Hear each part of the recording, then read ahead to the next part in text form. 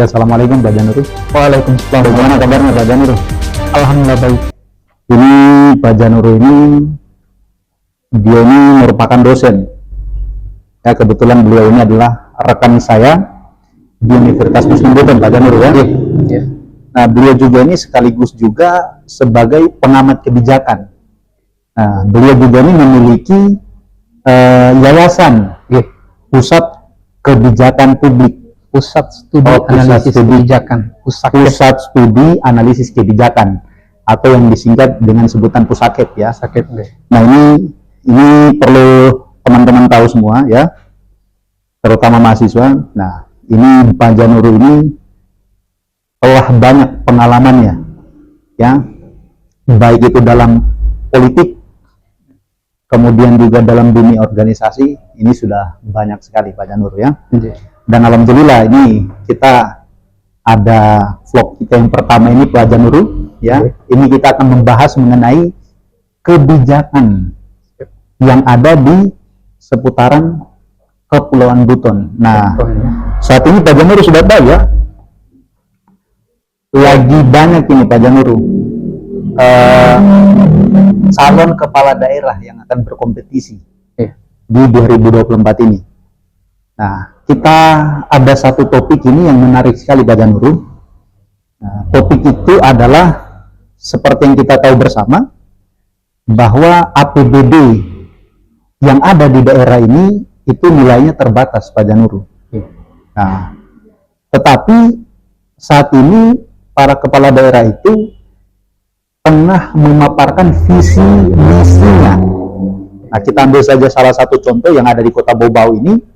APBD Kota Bau-Bau itu hanya sekitar 1 T Pak Janur. Hanya 1 T sekian. Nah, bagaimana memanfaatkan ya anggaran yang terbatas ini untuk memenuhi janji-janji yang disampaikan oleh para calon wali kota ini? Ya. Jadi begini, sebelum kita bicara soal bagaimana dinamika pelaksanaan pilkada, saya sedikit memberi pengantar ilustrasi terkait dengan bagaimana cikal bakal munculnya inisiatif untuk mengadakan politik langsung. Nah, jadi pilkada langsung ini kan berawal dari setelah kita beberapa dekade di era Orde Baru kita melihat fenomena pilkada yang tidak pernah bisa menghasilkan manfaat yang besar untuk perbaikan daerah ya. Karena kita tahu yang menentukan siapa yang memimpin di suatu daerah selalu rekomendasi dari rakyatnya. Kemudian pada waktu itu partai politik juga belum sebanyak sekarang. Jadi hanya 3 partai. Dan kita tahu juga bahwa yang paling memiliki kekuasaan sentralistik itu adalah rezim Orde Baru. Nah, bahkan pemilu pertama di era Orde Baru, para pengamat sebelum lagi pemilihan itu akan dimulai, mereka sudah bisa menentukan siapa pemenangnya. Sudah pasti pemenangnya adalah golongan karya di bawah kendali Soeharto saat itu. Nah, atas situasi itulah kemudian setelah kekuasaan Orde Baru tumbang dengan adanya gerakan reformasi, lalu kemudian rezim transisi kemudian menerapkan atau membuka keran demokrasi ya. Jadi terbukanya keran demokrasi di Indonesia itu pertama indikatornya itu adalah ketika lahir undang-undang pertama di era B.J. Habibie yang memberi kebebasan terhadap warga negara untuk berkumpul dan berserikat. Kemudian tahanan-tahanan politik dibebaskan ya. Betul. Dan yang menarik lagi adalah munculnya sistem multipartai. Nah, situasi ini sebetulnya pernah juga dialami oleh masyarakat katakanlah Yunani. Masyarakat Yunani. Masyarakat Yunani. Jadi masyarakat Yunani begini, mereka diiming-imingin. Jadi ada begini, ada satu peristiwa yang terjadi di era Yunani. Dia Pandora, ya. Pandora ini nama saya pernah dengar Pandora. Ya? Pandora, ya. Ada yang dengan istilah kotak Pandora. Ya, ya, kotak Pandora. Jadi Pandora ini diiming-imingi oleh sebuah kotak. Ya. Di mana kotak ini menurut pemilik kotak ini, kotak ini kotak ajaib. Ya. Yang akan menyelesaikan berbagai macam problem yang Anda alami gitu. Pandora di awal-awal dia menggebu-gebu bahwa saya sudah menemukan satu benda yang bakal menyelesaikan masalah semua saya. Masalahnya. Ya. Tetapi hari berganti hari, kemudian dia makin penasaran. Ya. Ini kira-kira kotak apa ya yang katanya bisa menyelesaikan masalah saya? Dia dilarang buka begitu ya? Dia oleh pemilik kotak yang memberi hadiah itu dilarang, jangan dulu dibuka-buka sebelum ada perintah dari saya. Nah, tapi kembali lagi Pandora sebagai manusia biasa, tentu dia rasa ingin tahu ya. Iya, rasa ingin tahu dan batas kesabarannya juga ada. Ya. Nah, pada perjalanannya kemudian rasa penasaran itu menggebu-gebu dan dia akhirnya membuka itu kotak. Apa yang terjadi? Nah, apa yang terjadi adalah segala macam jin keluar ya. Masalah. Jadi yang tadinya diiming-imingi bakal menyelesaikan masalah dia, ternyata sebaliknya muncul penjahat-penjahat di sekitar dia. Nah, jadi proses politik di ranah lokal hari ini bisa kita maknai sebagai kotak Pandora, sebagaimana yang terjadi di masyarakat ya. Publik kita rela meninggalkan pekerjaannya, meluangkan waktunya datang ke TPS dengan satu harapan, Pak. Bagaimana agar persoalan mereka bisa selesai. Iya, betul. Tentu yang mereka harapkan adalah pemimpin yang dihasilkan dari proses politik itu tadi bisa membuat kebijakan yang menyelesaikan masalah mereka. Nah, alhasil pasca proses politik itu ya seperti Pandora tadi. Artinya apa? Bukan menyelesaikan masalah yang tidak mampu menyelesaikan masalah mereka. Iya. Jadi kalau situasi yang terjadi saat ini mirip-mirip lah yang terjadi pada masyarakat Yunani, yaitu Pandora tadi ya. Jadi Pak Januru melihat dalam memotret situasi yang ada sekarang ini itu hampir sama dengan kondisi yang ada pada masyarakat Yunani pada saat itu. Hampir sama, mirip. Karena apa? Rekomendasi reformasi bahwa kita menyelenggarakan pemilihan kepala daerah itu antitesis daripada sistem pemilihan perwakilan yang terjadi di era Orde Baru. Nah, tapi kenyataannya tidak. Justru pemilu langsung ini menghasilkan berbagai macam blunder juga. Mulai anggarannya yang bengkak begitu, ya. Kemudian outputnya juga tidak gagal dalam melahirkan pemimpin yang bisa menyelesaikan masalah publik. Tapi yang mau saya tekankan adalah sebetulnya proses politik kita bisa berkualitas kalau seluruh aktor atau elemen yang menjadi subjek dalam proses itu menaati ketentuan pemilu atau asas pemilu. Apa saja asas pemilu? Asas pemilu kan kita punya instrumen undang-undang yang menjadi rujukan semua pihak di dalam pelaksanaan proses itu. Jadi para istilahnya orang-orang yang berkutat ini harus menjadikan rujukan. Asas tadi. Betul. Asas pemilu itu harus menjadi rujukan kita. Misalnya ada prinsip sakral dalam pemilu itu kan jujur dan adil luber langsung, umum, bebas dan rahasia, kemudian ditambah jujur dan adil. Nah, apakah prinsip ini hanya sebatas retorika atau narasi saja atau hanya konsep saja? Nggak bisa. Ini harus betul-betul terkristalisasi dalam tindakan kita pada saat proses politik itu, pemilihan kepala daerah. Jadi Pak Januru ini apakah orang yang istilahnya dalam artian menentang sistem pemilu langsung atau bagaimana Pak Januru? Kalau saya tidak menentang pemilihan langsung. Tetapi yang harus kita evaluasi adalah komitmen semua pihak untuk melembagakan yang namanya sistem politik. Maksudnya seperti apa itu? Sistem politik ini mulai dari bagaimana undang-undang yang menjadi instrumen utama untuk mengawal pelaksanaan proses politik itu harus kita taati. Ya. Ya. Yang kedua, pendidikan politik itu harus dijalankan secara masif supaya itu bisa menjadi modal bagi publik. Oh, ternyata kita memilih pemimpin ini bukan seperti kita pilih ayam atau daging ayam yang ada di pasar itu dalam karung. Bukan kita milih kucing dalam karung, tapi betul-betul kita memilih figur yang jelas indikatornya. Ya. Seperti yang Pak Janur sampaikan tadi adalah masyarakat ingin orang yang mewakili mereka dalam artian pemimpin nanti adalah orang yang dapat menyelesaikan permasalahan. Iya, bukan sebaliknya. Bukan sebaliknya. Ya.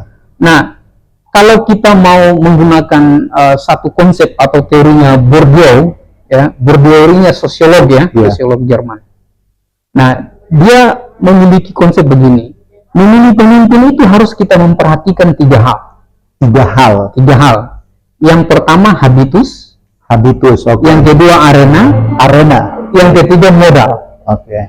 Nah, habitus ini kita bicara pada tataran bagaimana pengalaman dia, rekam jejak dia. Jangan sampai rekam jejak dia ini bekas napi barangkali, ya. Tapi karena dia secara kebetulan punya uang kemudian calon. Nah, jadi habitus itu bicara bagaimana cara kita di dalam membungkus kepribadian figurnya. Nah, dia latar belakangnya bagaimana, ya kan? Nah, yang kedua Pak Janur. Yang kedua arena, ya. Arena ini bicara bagaimana relasinya orang ini. Relasinya. Dia berteman dengan penjahatkah? Atau berteman dengan orang-orang baik? Nah, ini harus klop itu. Iya, harus klop. Dan yang ketiga, modal. Modal ini oleh Bourdieu masih bisa kita peras. Ada 4 tahap yang harus kita lihat. Yang pertama modal ekonomi, yang kedua modal kultural, modal sosial, dan yang terakhir ini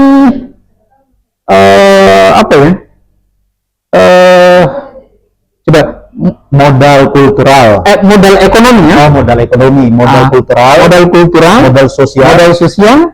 Kemudian yang satu ini saya lupa apa namanya itu, dia modal apa ya?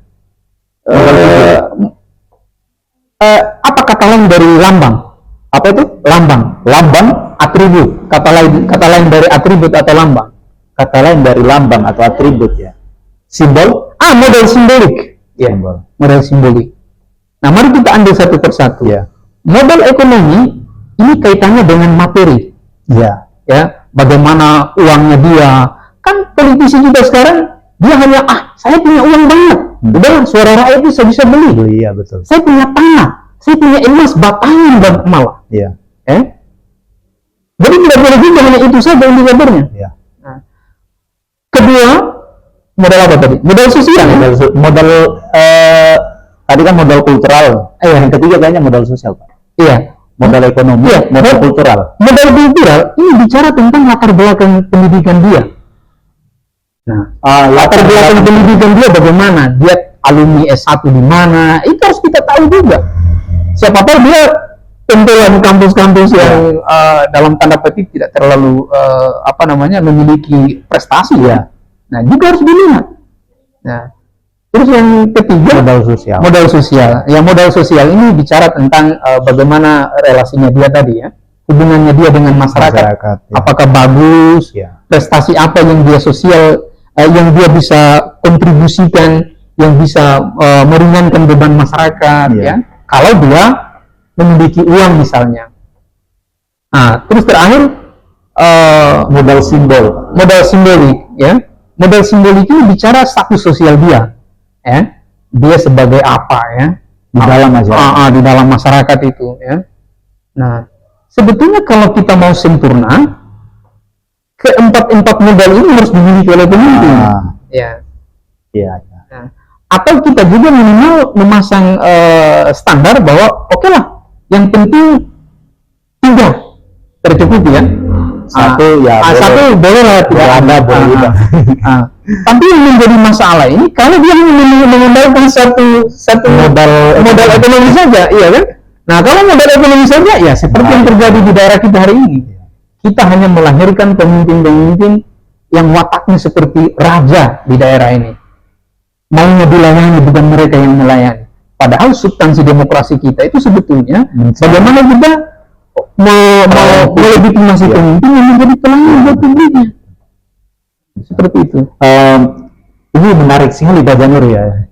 Ini saya juga banyak mendapatkan informasi dan saya yakin juga ya teman-teman mahasiswa juga yang melihat video ini pasti juga banyak mendapatkan pencerahan. Mudah-mudahan mengenai tadi ya istilahnya memilih pemimpin yang dilihat dari 4 modal tadi. 4 modal, iya. Nah, kembali lagi Pak ke topik, apakah mungkin kembali lagi apakah mungkin dengan tadi ya Pak Janur ya istilahnya dengan keterbatasan kita bilang apa ya anggaran yang dimiliki daerah, apakah mungkin bisa merealisasikan program-program yang mereka tawarkan kepada masyarakat seperti itu? Iya. Jadi begini, seorang pemimpin ya dia bisa melakukan apa saja untuk bisa memenuhi kebutuhan daerahnya. Dia harus mengerti sumber daya daerahnya. Oke. Yang disebut dengan sumber daya publik. Ya. Nah, Pak Pur, kalau kita mau melihat sumber daya publik itu banyak. Ya. Cuman pertanyaannya kadang-kadang kita nggak ngerti. Itu ternyata sumber daya publik ya. Yang atau mungkin juga mereka nggak tahu cara mengelolanya. Cara mengelolanya mungkin bisa juga tidak tahu. Ya. Misalnya sumber daya publik yang memungkinkan kalau itu kita kelola dengan baik ya. Bisa berkontribusi untuk peningkatan pendapatan asli daerah. Iya. Nah? Misalnya fenomena hutan. Ya. Hutan ini kan kalau kita ibaratkan rumah teras depan kita. Iya. Ya. Kemudian kita nggak bisa nafikan Sulawesi Tenggara itu basis terbesarnya itu adalah laut. Iya. Harusnya laut itu tidak menjadi disia-siakan seperti sekarang. Iya. 75% kebijakan kita harus fokus bagaimana penanganan pengelolaan laut. Ya, betul. Ya. Nah, itu jadi sumber daya kita sudah 2 ya. Iya. Hutan, laut. Nah, terus yang tidak bisa juga kita kesampingkan adalah pertanian mungkin. Ya, pertanian juga ya. Hutan tadi kan masuk bagiannya. Pertanian, ya. Okay, ya. Nah, yang harus kita pertimbangkan juga adalah SDM. Ya, betul. SDM. Bagaimana mungkin manusia mau produktif aktivitasnya kalau kemudian mereka tidak dibina? Jadi kan begini, saya yakin tidak mungkin Tuhan menciptakan manusia kalau manusia itu tidak dibekali dengan kelebihan. Pasti ada kelebihannya. Cuman persoalannya kadang-kadang manusia itu sendiri tidak ngerti potensi yang dimilikinya ya. Betul. Tapi karena kita ini sudah berada di atas sebuah negara berdaulat, harusnya negara lain memikirkan bagaimana mengelola potensi-potensi terselubung yang ada pada diri setiap orang ini. Makanya negara juga harus menyediakan balai pengelola latihan yang representatif untuk bisa yang sesuai dengan kebutuhan daerahnya ya. Kebutuhan daerah. Pak Pur, saya pernah di Bandung. Saya pernah berkunjung ke balai pengelola latihan. Kebetulan itu langsung Kementerian Kelautan dan Pertanian. Bagaimana Bapak melihat? Saya melihat luar biasa ya. Kalau di sini sudah pernah melihat juga di sini, Pak? Saya tidak pernah melihat. Yang saya tanyakan begini, Pak, di sini dari mana saja yang sering daerah mengirim masyarakatnya untuk mengikuti pelatihan-pelatihan di sini? Di luar dugaan, Papua, NTT, Sumatera, Sulawesi tidak pernah ada, apalagi bau-bau. Ya. Ini sayang sekali, Pak. Sayang sekali. Jadi sumber daya manusia yang ada ini. Ya, oke lah kalau bagi pegawai kan mereka punya rutinitas harian. Tapi yang masyarakat ini, akhirnya yang menjadi beban buat daerah kan. Nah, harusnya masyarakat yang banyak ini bagaimana sumber daya manusianya dikemas ya, dikelola dengan cara kan mereka bisa membuat kelompok tani atau kelompok nelayan ya. Saya melihat begini Pak Pur, Kota Bau-Bau, Buton Selatan, Kabupaten Buton, Buton Tengah, ya di luar Buton Utara ya. Ini kan daerah-daerah yang luas wilayah lautnya, Yeah. berada di pesisir lagi. Iya. Sudah bukan waktunya lagi kita hanya mengharapkan aktivitas para nelayan yang hanya mengandalkan potensi yang disediakan oleh alam. Ya, Apa yang harus bisa dilakukan? Yang harus dilakukan adalah budidaya. Saya merindukan begini, bagaimana di Kota Bau-Bau, Kabupaten Buton itu, Iya. pelaku kulinernya itu bukan lagi mengelola ikan yang sudah mati berbulan-bulan. Sebagai daerah yang potensi pantainya luas, Iya. sudah waktunya kuliner yang disediakan oleh Harus daerah segar, itu begitu. harus yang segar. Bila perlu. Yang baru didatangkan Masih dari berat. Saya jalan-jalan di Bali itu kapan daerah saya bisa seperti menyediakan ini ya. kuliner Iya, iya. Oh, ikan masih jalan-jalan. Saya yang ini, Pak ya, yang ini. Iya, iya. Pertanyaannya apa yang membedakan Bali dengan daerah kita? Kalau Bali alasannya mereka bisa mengelola kuliner seperti itu hanya karena daerahnya di sekitar Berdekat pantai. berdekat dengan pantai. Ya. Apa bedanya dengan Buton Ya. Selatan, Kota Bau-Bau? Iya. Ya, Iya, betul. saya kalau masuk di Bali sana ikannya sudah merah matanya itu. Ini apa ini modelnya bagaimana? Padahal kita ini secara lokasi berdekatan dengan laut. Ya. Nah, Ini bagaimana ya saya bilangnya Pak Janur ya? Ini ironi ya. ironis betul. Ironis betul. Istilahnya ini kita tidur ini di atas laut Pak. Iya. Tapi makanan kita makan kita puasa dengan ikan. Kita makan ikan yang sudah yang sudah lama berapa minggu ya. Ya. saya sudah tidak mungkin pencipta lagu bukan lautan hanya kolam susu Iya, iya. ikan dan ya. Ikan dan udang menghampiri kita, bukan kita yang kejar mereka, iya, iya. menghampiri kita. Loh, kenapa kemudian kita tidak bisa memanfaatkan itu? Iya, betul. Ya, betul sekali sih. Memang ini adalah salah satu ironi dan fakta memang yang saat ini kita hadapi Pak Janur ya. Iya. Apalagi di wilayah kita yang ada di Kota Bau-Bau ini. Nah, tapi apakah tidak ada cara seperti itu? Istilahnya dalam artian begini Pak Janur ya. Saya paham. Nah, masyarakat ini dalam artian juga pengen mendambakan seorang pemimpin yang bisa membawa perubahan bagi kehidupan mereka. Iya. Tetapi di sisi lain, nah, calon yang ditawarkan ini kadangkala tidak sesuai dengan apa yang diinginkan oleh publik. Iya. Nah, bagaimana itu Pak Janur? Ya, kalau saya harus jujur, Iya, ini kelalaian dari aktor tunggal dalam politik. Walaupun memang itu bukan rekomendasi undang-undang. iya, Hanya apa ya? Sebetulnya kelalaian kita masyarakat juga. Kenapa membiarkan partai politik sebegitu dominannya dalam proses politik? Ya, artinya apa? Sudah waktunya kita beri semacam ketegasan atau penegasan kepada para partai politik Ya. bahwa ini sebagai mesin pencetak calon pemimpin Ya. ini harus benar dalam menjaring, dalam menjaring siapapun yang menjadi kandidat. iya betul. Jangan asal comot bro. Iya. Karena asal comot itu kalau hanya berdampak pada partaimu nggak apa-apa. Iya. Tapi Tapi ini, kalau berdampak dengan kelangsungan hidup masyarakat, Iya. kelangsungan hidup daerah, Iya.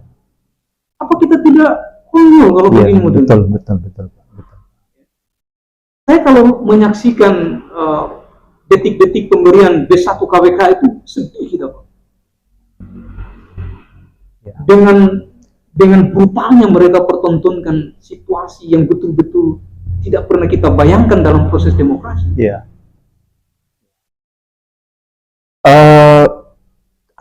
Apa yang bisa masyarakat lakukan? Ini kan kembali lagi Pak. Ini kembali kepada partai. Ini adalah hak partai. Nah, Nah, apakah partai ini tidak melakukan tadi seperti yang Pak Janur sampaikan, Iya. penjaringan tadi? ya, artinya partai sebagai mesin Iya. yang mereproduksi sosok-sosok yang akan kita pilih ini kan sudah lalai ini. Iya, Harusnya masyarakat kampus lah. Karena kepada siapa lagi sandarannya publik Iya. kita, masyarakat kita. Maka yang kita butuh adalah kesadaran kritis daripada masyarakat kampus. Mulai dari mahasiswanya, akademisinya. akademisi, oke. Bila perlu sospol itu semua buat tugas akhir skripsi yang betul-betul membahas tentang Ya, seluk-beluk partai politik. iya, Supaya apa? Supaya itu bisa menjadi rekomendasi yang masif untuk menggugah kesadaran partai politik. Saya ingin mengambil ini Pak, satu contoh kemarin tentang masalah ini. Nah, kemarin kita bisa saksikan bersama ya di pemilu DKI. Ya, kita tahu bersama kan siapa sih yang menjadi betul-betul pilihan masyarakat. Namun tadi kembali lagi kepada partai politik yang berkoalisi ya dan tidak mau mencalonkan partai yang dalam calon pemimpin yang dalam artian ini didukung oleh suara mayoritas rakyat DKI. Nah, malah dia mengambil calon lain. Nah, inilah tadi realitas yang saat ini kita dipertontonkan. Iya. Jadi kalau pemilihan langsung itu bahwa yang begini, yang unik dari pemilihan langsung itu kan pertama rakyat memilih secara langsung. Iya, rakyat memilih secara langsung. Tapi masalahnya prosesnya ini ada yang manipulasi. Iya. Ada yang dalam tanda petik mensabotase sistem ini. Ya, sekarang begini, kita diperhadapkan dengan misalnya saya siap sediakan Anda beberapa makanan. Iya. Tapi beberapa makanan itu tidak sesuai selera saya, iya, oke. Kira-kira bagaimana? Iya. Makan saja kan kita jongkol sekali. Nah, seperti itu situasi kita menghadapi pilkada langsung yang terjadi saat ini. Betul. Maka dunia kampus harusnya menjadikan ini sebagai ajang bagaimana kita bangkit untuk melawan segala bentuk dominasi yang kontraproduktif ini. Oke. Ini semakin ke sini obrolan kita ini semakin menarik Pak Janur. Iya. Karena ini betul-betul kita alami. Iya, ini yang betul-betul yang dirasakan langsung memang oleh masyarakat. Nah, kemudian Pak Janur, saya mau melangkah ke pertanyaan selanjutnya. Kita tahu bersama, oke lah, mungkin dari tadi yang Pak Janur katakan bahwa partai politik sebagai mesin yang menyaringnya calon-calon pemimpin ini. Nah, tetapi apakah kita dalam arti yang kita sebagai masyarakat, ya kan, pada saat kita ditawarkan seperti yang Pak Janur katakan tadi hidangan, tapi kita nggak suka Pak Janur. Nah, apakah tidak ada cara ya untuk memberikan pemahaman kepada dalam hal ini masyarakat bahwa kalau kamu tidak suka dengan pemimpin ini istilahnya karena kamu tahu rekam jejaknya itu seperti apa, nah ya sudah, kamu pilihlah yang betul-betul istilahnya memperjuangkan kepentingan kamu. Terlepas apakah dia itu dari suku apa ya. Nah, apakah dia itu dari mana? Karena kan kalau saya melihat itu Pak Janur ya tadi dalam tanda kutip kita ini masih juga melihat kan dia ini orang apa, walaupun dia ini dalam artian rekam jejaknya ini dia buruk calon pemimpin ini, tapi karena dia ini dari suku ini, dia merepresentasikan suku ini, dan kemudian dia melihat rekam jejaknya ini buruk, tetap dia akan memilih. Apalagi didorong dengan tadi bantuan modal ekonomi tadi Pak Janur. Nah, ini masyarakat kita ini istilahnya gampang sekali Pak Janur. Nah, apa yang harus kita lakukan supaya masyarakat ini cerdas begitu Pak Janur? Ya, jadi tantangan kita di dalam proses meremajakan demokrasi di negara kita itu kan yang pertama klientelisme. Apa itu klientelisme itu? Nah, klientelisme itu adalah sistem melegitimasi orang, motifnya itu mungkin dia keluarga saya, atau mungkin dari aspek budaya dia segolongan dengan saya, ya. Mungkin dia sekeyakinan dengan saya, ya, itu sistem klientelisme. Yang kedua adalah ketidaktaatan pada asas. Nah, itu tantangan. Kembali lagi ya kepada asas ya. Terakhir yang mau saya bilang adalah kesadaran kita untuk menempatkan bahwa proses politik inilah sebagai momentum untuk bagaimana kita memperbaiki keadaan. Jadi kalau kemudian soal memilih dan dipilih ini kita setuju bahwa itu hak dasar, ya, karena di konstitusi kita juga mengatur soal itu, maka begini. orang yang mengabaikan haknya, ya, itu juga kurang bagus. Yeah. Ya. Artinya apa? Pilih saja. Yang penting kriterianya, misalnya kita sudah menentukan kriterianya, tapi di antara beberapa kriteria yang kita tetapkan tidak pernah ada di diri calon figur yang lain. Seperti apa kalau gitu? Maka lakukan saja bahwa saya akan memilih yang tidak terlalu jahat dari yang jahat. Begitu kan? Karena cuma itu pilihan. Karena cuma itu pilihannya. Mau tidak mau. Kita melakukan juga sebetulnya begini. Yeah. Kalau cara pandang liberal, Iya. golput itu juga bagian dari hak. Iya. Karena alasan saya tidak suka kok semuanya, kenapa saya harus dipaksa? Yeah. Tapi itu kan tidak menyelesaikan masalah, itu cara liberal ya. Iya. Ya kita harus sepakat bahwa mengambil hak itu adalah tuntunan. Iya. Bahwa kemudian saya pilih dia tidak berbuat maksimal, ya itu pertanggungjawaban dia dengan publik, termasuk dengan Tuhannya. Tetapi kita tidak berhenti sampai di situ. Pendidikan politik tetap kita lakukan. Iya.